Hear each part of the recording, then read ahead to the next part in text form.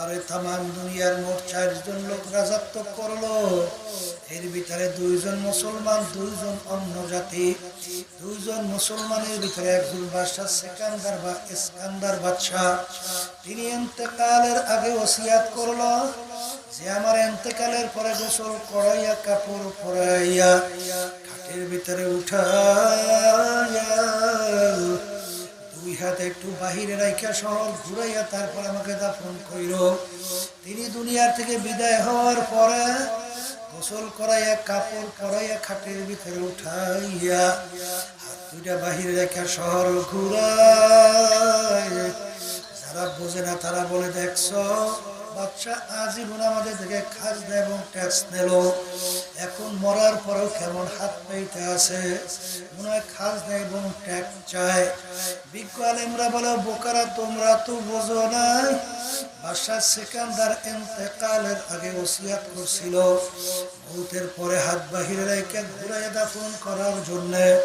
তিনি তামাম দুনিয়ার মানুষকে বোঝাতে চায় ও তামাম দুনিয়ার মানুষেরা আমি বাদশা সিকান্দারের মতো এত বড় বাদশা মনে হয় দ্বিতীয়বার কেউ হইতে পারবি না। তামাম দুনিয়ার বাদশাহী করলাম, কিন্তু যখন কবরে রওনা করলাম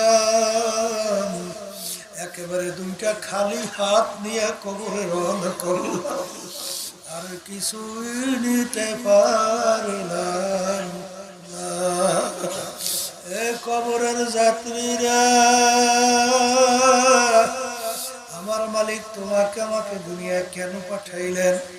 আমার মালিক বলেন ওমা খালাকুতুল জিন্না ওয়াল ইনসা ইল্লা লিয়াবুদুন, মানুষ এবং জিন এইটা 2 জাতিকে আমি কেন সৃষ্টি করলাম? আমার মালিক বলে আমি মানুষ এবং জিনকে সৃষ্টি করার উদ্দেশ্য আমার ইবাদতের জন্য। সবাই বলি সুবহানাল্লাহ। বাজার আমাদেরকে মালিক বানাইছেন তার ইবাদতের জন্য। ইবাদত একটা আরবি শব্দ, উর্দুতে বলা হয় গোলামি, বাংলা অর্থ হলো মালিকের হুকুম অনুযায়ী চলা। বাজান ভালো করে মনকে বুঝাও। আবার অনেকে প্রশ্ন করতে পারেন হুজুর আমাদেরকে তো মালিক বানাইছেন তার ইবাদতের জন্য, অন্যান্য মাখলুকাতগুলো আমার মাওলা কেন বানাইলেন? আমার মালিক ওই কোরআনুল কারীমের ভিতরে বলেন ওয়াখুলিকা লাকুম মা ফিল আরদি জামিআ, আমি অন্যান্য মাখলুকাতগুলো বানাইলাম তোমাদের জন্য, অর্থাৎ তোমাদের খেদমতের জন্য। আমরা যে সূর্যটা দেখতেছি এই সূর্য আমাদের মানুষের দরকার আছে না? একটা মানুষ যদি দুনিয়া না থাকে সূর্যের কিন্তু কিছু আসে যায় না, আর সূর্য যদি না থাকে মানুষ কিন্তু বাঁচতে পারবে না, জমিনে ফসলও কিন্তু হবে না। তাহলে সূর্য আল্লাহ বানাইছেন কাদের জন্য? বাজান আমাদের বাড়িতে গাভী গরু পালি, গাভী গরু আল্লাহ বানাইলেন কাদের জন্য?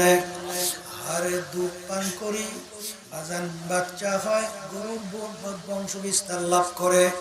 বাজান গরু বানাইলেন মালিক আমাদের জন্য, গাছ বানাইলেন মালিক আমাদের জন্য। গাছ আমাদের বিভিন্ন কাজে লাগে, কি লাগে না?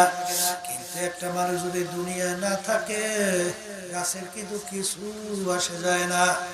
এক কথায় মাছ বানাইলেন আমাদের জন্য, সব কিছু মালিক বানাইলেন আমাদের জন্য, আর আমাদেরকে বানাইছেন আমার মালিক তার ইবাদতের জন্য। আর ইবাদত শব্দের অর্থ মালিকের হুকুম অনুযায়ী চলা। আমার বাজারদেরকে বলবো, পর্দায় মা বোনদের আমার মালিক কেমন জানি তোমার